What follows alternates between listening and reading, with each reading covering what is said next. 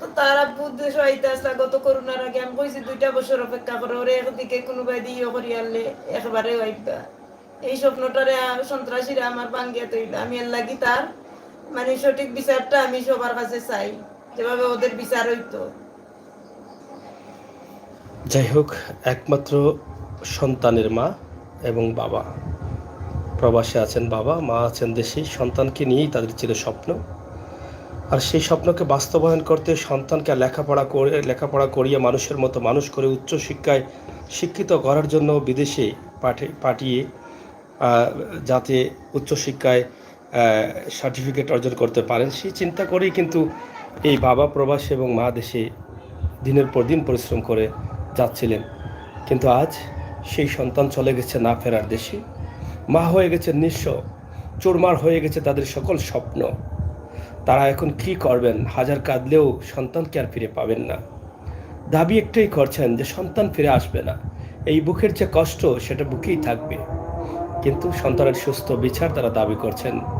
প্রিয় দর্শক, পবিত্র আজান হচ্ছে, আমরা আপনাদেরকে ছোট্ট করে এই রাহাতের যে বাড়ি আছে সে বাড়ির একটি দৃশ্য আপনাদের কাছে উপস্থাপন করছি।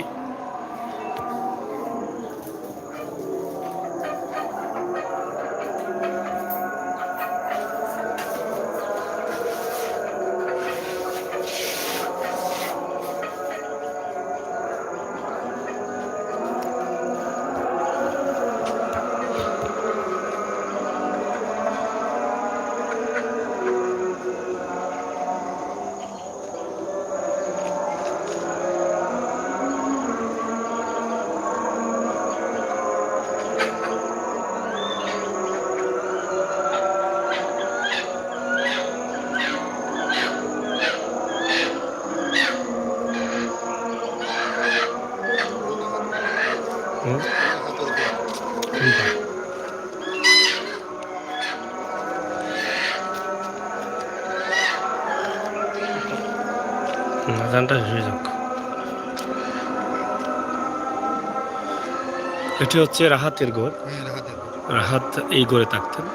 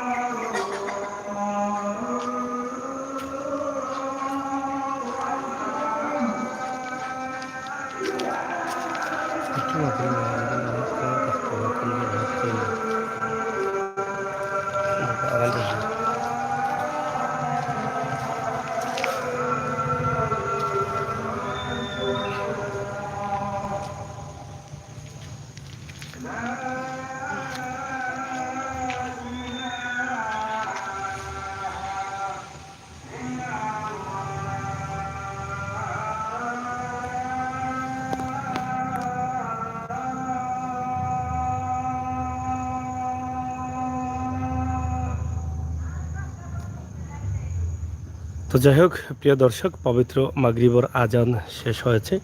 আমরা দক্ষিণ সুরমা কলেজে যেই ছাত্রকে 20 অক্টোবরে তাকে ছুরির আঘাত করে হত্যা করা হয়েছিল, রাহাত নামের যে ছেলেটি, যার বয়স 18 বছর হবে মাত্র কয়েকদিন পরে, সেই ছেলেটি না ফেরার দেশে চলে গেছে অকালে। সেই রাহাতের বাড়িতে আমরা আছি। রাহাত আসলে কোন পরিবারের সন্তান বা কিভাবে বেড়ে উঠেছে, এই বাড়ির দৃশ্য দেখলে আপনারা বুঝতে পারছেন। ঐতিহ্যবাহী একটি বাড়ি, অনেক বড় একটি বাড়ি। বাড়ির সামনে একটি বড় পুকুর রয়েছে, বাড়ির যে পরিবেশ আছে সেটা কিন্তু অসাধারণ একটি পরিবেশ, অনেক সুন্দর একটি বাড়ি। এই বাড়ির পরিবেশ দেখলেই বোঝা যায় যে রাহাত আসলে কোন পরিবারের সন্তান। তো এখানে রাহাতের চাচাতো ভাই আছেন আমার সাথে, আমি একটু আপনার নামটা একটু। আমার নাম রাজু। রাজু ভাই, রাহাত তো আপনার চাচাতো ভাই, আমার চাচাতো ভাই। আপনার ছোট? আমার অনেক ছোট। অনেক ছোট। তো আপনার রাহাত কোন করে থাকতো? রাখাদের গোটটা এইটা, এই বিল্ডিং এলা। এই বিল্ডিং এর হাত, এটা রাহাতের ঘর। আচ্ছা, তো এই যে রাহাত হত্যা হয়েছে, এটা এটা আপনারা আসলে কিভাবে মেনে নিচ্ছেন? রাহাতের তো আর কোনো ভাই বোন নাই। আর কোনো এক মারে এক ছেলে। হ্যাঁ। তার বাপ সৌদি আরবে কাটায়, আর তার গোটটা এইটাই। আর 3 বছর ওর বাপ বাইরে দেশে আর কি, সৌদি আরবে। মানে ছুটিতে এসে গেছেন নাকি? না, ছুটিতে না, গেছে না, আর এখন আসেননি। 3 বছর। এর আগে যান নাই? আর এর আগে তো ছিলেন এই বাকরাইনে ছিলেন। বাকরাইন থেকে এসে কিছুদিন সম্ভবত গ্যাপ গেছে। বিয়া করছেন, মেরি করছেন, তারপরে গেছে। এই 3 বছর হয়েছে। যে প্রবাসে যাওয়ার তো উদ্দেশ্য একটাই, যে সন্তানকে মানুষ করা। মানুষ করার জন্য। তাদের তো আর কোনো ছেলে, আর কোনো মেয়েও নাই, কোনো ছেলেও নাই। ছেলেও নাই, মেয়েও নাই, ওই এক ছেলে। এখন এই যে এই রাহাতের যে এই দুর্ঘটনার খবর শুনে ওনার অবস্থা কি? ওনার অবস্থা তো একবার তো মনমোহন, কি খানি দনি ঘুম কোনো কিছু না, আগে বলতে আছে কোনো কথা উঠাই বলতেছেন না, জিম ধরে বসে আছে প্রবাসে, মানে এই অবস্থার মধ্যে। সাথে আর কি কোনো কথা বার্তা কোনো কিছু নাই। এখন রাহাত আসলে কি ধরনের ছেলে ছিল, যেহেতু আপনার তো খুবই ভালো, আমরা তো ছোট ভাই তো এই যে বাড়ির দিন বড় হইছে আকি, চলাফেরার মাঝে আকি আপনার কি বাসা দিয়ে কি প্রকাশ করে বলতে পারবেন এই যে কি রকম চলাফেরার মাঝে বড় হইছে। কোনো সবার একটা মায়ের একটা ছেলে, খুবই ভালো, অত্যন্ত ভালো। মানে তার আচার আচরণ গ্রামের মানুষের সাথে, গ্রামের মানুষের সবার সাথে একটা ভালো ব্যবহার আর কি, বলে বাসা দিয়া কি বোঝানো যাবে না। তো এই রাহানকে হারিয়ে আপনাদের মনের অবস্থা কি? মনের অবস্থা ভাই কান্না ছাড়ার তো আর কিছু নাই। যখনই মনে হয় এই যে আমার 1 বছর এই মোবাইলে ঘুম থেকে উঠা বাদে এই ফেসবুকে একটা 1 ইয়ার, হ্যাঁ 1 ইয়ার্সের একটা ভিডিও আইছে, ও বাদেও মানে সেরা ছবিগুলো তারা ডিসপ্লে লাগে আর কি, ফেলাইরাম পেটন ও দেখা বাদে আমি এই ছবি দিছে ফেসবুকে। তো দেখার পরে আপনার কি অটোমেটিক চোখে বাদে কান্দন আইছে আর কি, বলে কি হ্যাঁ বাসা মানে গত বছর এই দিনে তার সাথে খেলাধুলা, এই দিনে খেলাধুলা করছে, সেই ছবিগুলো আপনার ফেসবুকে তারা আজকে মানে প্রোফাইল করেছে। এটা খুবই দুঃখ। আপনাদের মানে রাহাতের চাচা বা বাবা কয়জন মোট তারা?